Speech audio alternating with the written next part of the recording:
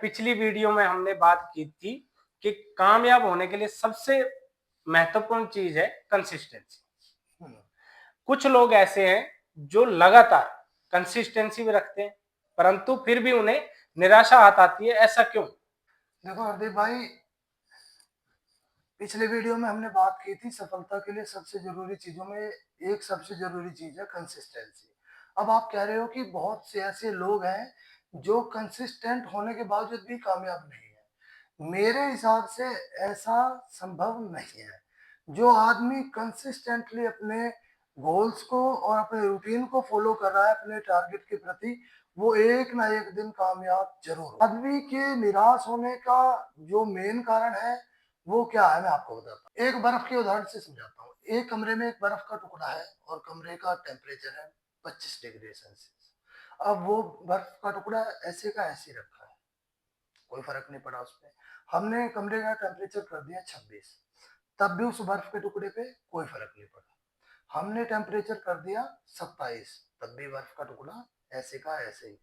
करते करते हमने 27 से 28, 29, 30, 31 तक टेम्परेचर कर दिया, पर बर्फ के टुकड़े पर कोई फर्क नहीं पड़ा। जैसे ही हमने टेम्परेचर 32 किया, बर्फ का टुकड़ा पिघलने लगा। इसका मतलब ये नहीं है कि उस 1 डिग्री सेल्सियस ने उस बर्फ के टुकड़े को पिघला दिया। वो जो 25 से 31 तक टेम्परेचर ने उसको बना के रखा, उसका मेन रोल है। जो 25 से 31 तक की जो आदमी की जर्नी होती है सफलता की, आदमी वहीं टूट जाता है।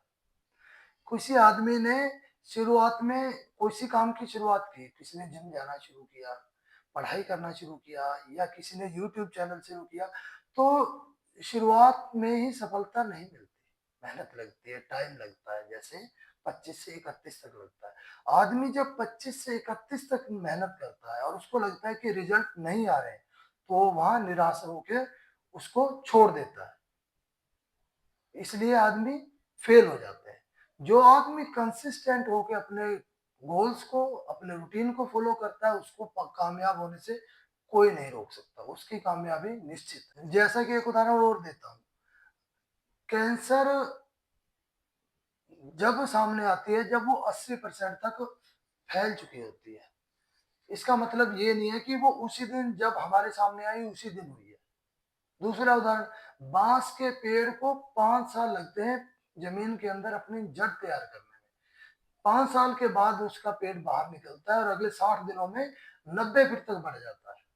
तो इसका मतलब ये नहीं है कि वो पिछले 6 हफ्तों में बाद के 90 फीट बढ़ गया। वो पिछले की, अगर वो पिछले 5 साल जमीन के अंदर अपनी जड़ तैयार ना करता, तो वो बाद के 6 हफ्तों में 90 फीट नहीं हो सकता था।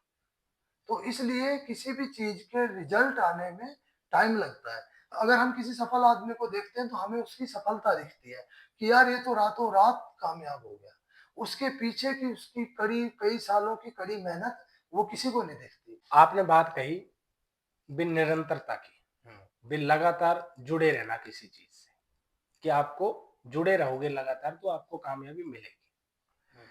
तो कुछ लोग ऐसे हैं जो आदतें बनाकर बीच में छोड़ क्यों देते हैं? आदतें बना के बीच में छोड़ने का यही कारण है जो मैंने आपको बताया ना। जब हम 25 से लेकर 31 तक टेम्परेचर बढ़ाया और रिजल्ट नहीं आया, और रिजल्ट आया 32 पर, 25 से लेकर 31 तक जो आदमी ने पेशेंस रखना है, सब्र रखना है, धैर्य रखना है, वो नहीं रख पाते। उनको लगता है रिजल्ट नहीं आ रहे, शायद मैं कुछ गलत कर रहा हूँ, या शायद ये काम ही गलत है उसको, इसलिए वो बीच में ही छोड़ देते हैं। जबकि रिजल्ट आने वाला ही होता है। जैसे बांस का पेड़ का बताया ना, उसको 5 साल लगते हैं जमीन के अंदर तैयार होने में।